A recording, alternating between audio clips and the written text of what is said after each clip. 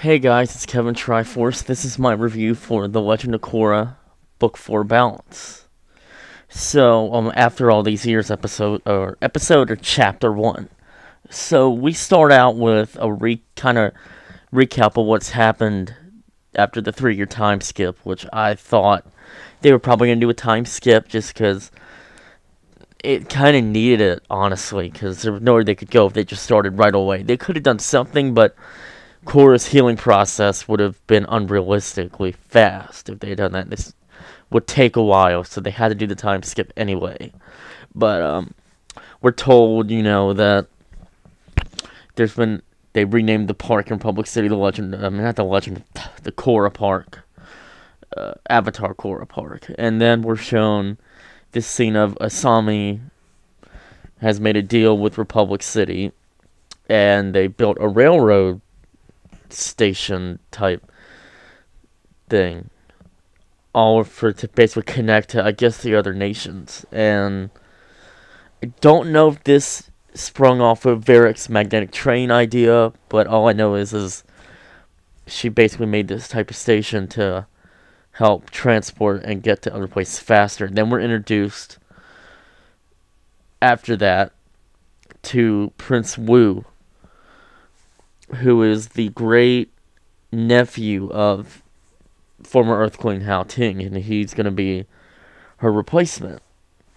They kind of make him like more like his great-grandfather, honestly, a little bit. He's not as humble as him.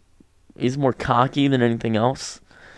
So, again, they went with this incompetent ruler idea.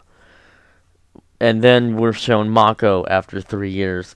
Obviously, Asami's got a different hairstyle, and Mako does as well. And then we we switch scenes over to Kuvira. Now, I'll go ahead and talk about this now, just because I wasn't sure this is before the Book 4 Balance trailer came out and all of that information, if I could buy Kuvira as the main villain for Book 4, which she is confirmed to be the main villain now.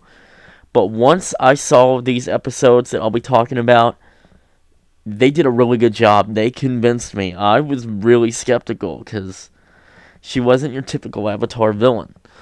But it makes sense now that I've seen it in action, and this episode really helped build and show that she has basically taken control of the Earth Kingdom. She's regained all the territories or reconquered the territories. And you basically see her come to this territory. I don't remember the name exactly, but she tries to convince the governor to sign a contract to become part of her group. And basically be, I guess, kind of ruled or like taken over by her. And right before this, the airbenders, Opal and Kai, are in their new outfits that at New York Comic Con 2014 were confirmed to be made by Asami. We see them take care of some bandits, and then we're shown Kuvira fighting these like group of bandits, and she makes them work for her, or they would have it worse off, I guess.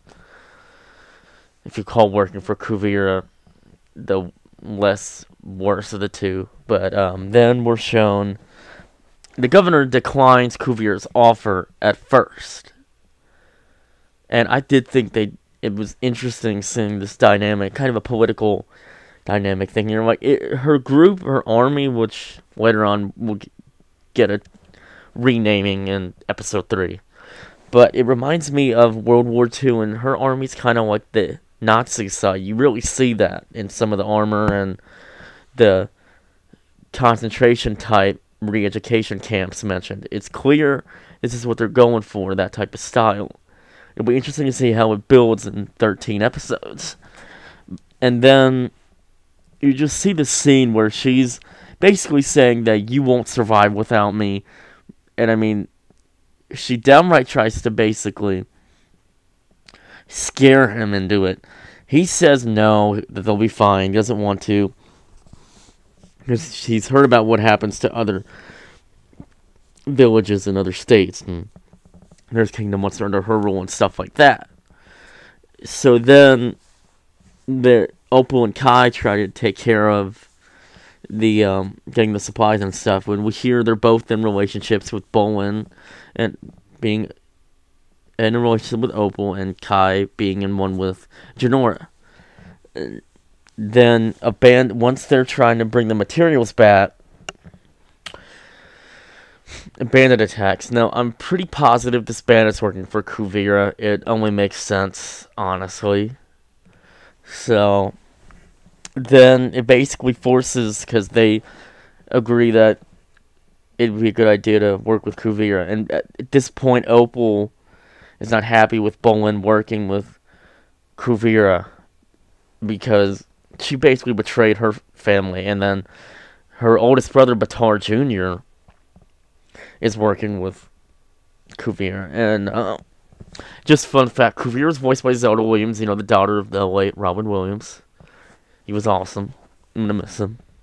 He made some really good movies, of course.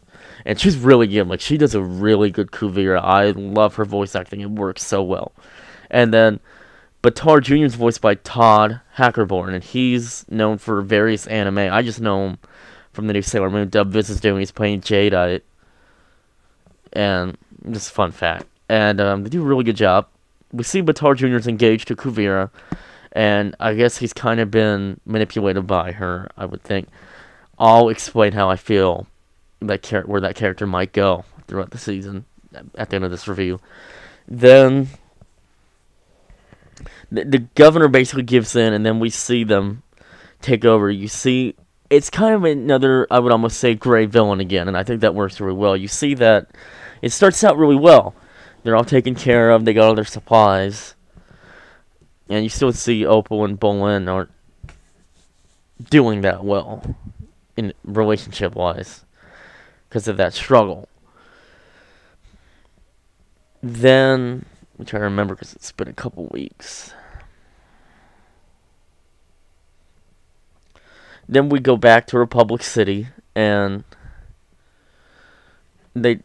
Mako doesn't want to keep working for Wu, and turns out Raiko, because Lin tells Mako this, that Raiko's making him go with him to Botsing City to be like his personal bodyguard or something like that. He doesn't like that. So he tries to figure out a way to not have to be forced to work with him. And doesn't really succeed, of course. But then they're waiting for Korra, because the Southern Water Tribe, obviously the chief of the Southern Water Tribe's coming, her dad Tonrog and her family are coming for the coronation of Prince Wu, and then Korra's not there. So then we go to this scene of her fighting in this UFC-like arena in the Earth Kingdom, reminiscent of the Earth Rumble from Avatar The Last Airbender, and Korra gets beat pretty bad, and then this guy says, "You kind of look like that Avatar chick," and then she says, you know what happened to her? And she says, "Well, I wouldn't know." And I found that interesting to end there, because we're like, well, what happened? What's going to happen? It allows you to think about what could happen in the next episode, before it came on. And I thought it was a really good setup. Now, what I think this episode did a good job of was convincing me that Kuvira could be a really good bad guy and could be really threatening. And I think that worked really well. Now, Batar Jr., I'm not sure if he's going to stay a bad guy the whole time. I think he will probably be a bad guy for the majority of it, but I could see him turning on Kuvira near the end, because it is Toph's grandchild. I'm wondering if, because of that, he won't stay a bad guy the whole time. I don't know. We'll learn at some point what goes on with that. But, I honestly did think it was really good. Any complaints? Let's see. I mean, honestly, I would have liked to have seen a little bit more of the, let me think here. Pacing a little bit could have been done a little bit better. I should have mentioned Varric is working as well with Kuvira. And he's pretty much designed some of her machines and mechs and stuff like that. But, I mean, I did want to see a little bit more of, let's see, Kuvira do some. I mean, Kuvira did a lot, but it would have been interesting too to see a little bit more of that, I guess, which we do. But it was a good setup. I don't know. Would I have wanted to see more Korra? Maybe a little bit more, but I see why they didn't do it. I guess there's certain characters I would have liked to have seen a little bit more, like Lin Beifong. I would have liked a little bit more of her. Honestly, for me, it was more. I would have. Because it's hard to think of criticisms, honestly, because it was really good, and that's what I'm trying to think about. It's tricky. But, honestly, I mean, Wu could be a little bit annoying. I won't lie. They probably could have done that a little bit better, because it does get a little bit repetitive seeing the Earth Kingdom's royalty be incompetent. It would be nice to see a change in that, which I hope we do in this book, because that has gotten repetitive. I'd give it around to 8.5. 8.5, honestly. 8 being my lowest, and 8.5 being my highest. I think I'll go with 8.5. So I think that's all I wanted to talk about for this episode. So I'll see you guys in the next review. See you guys later.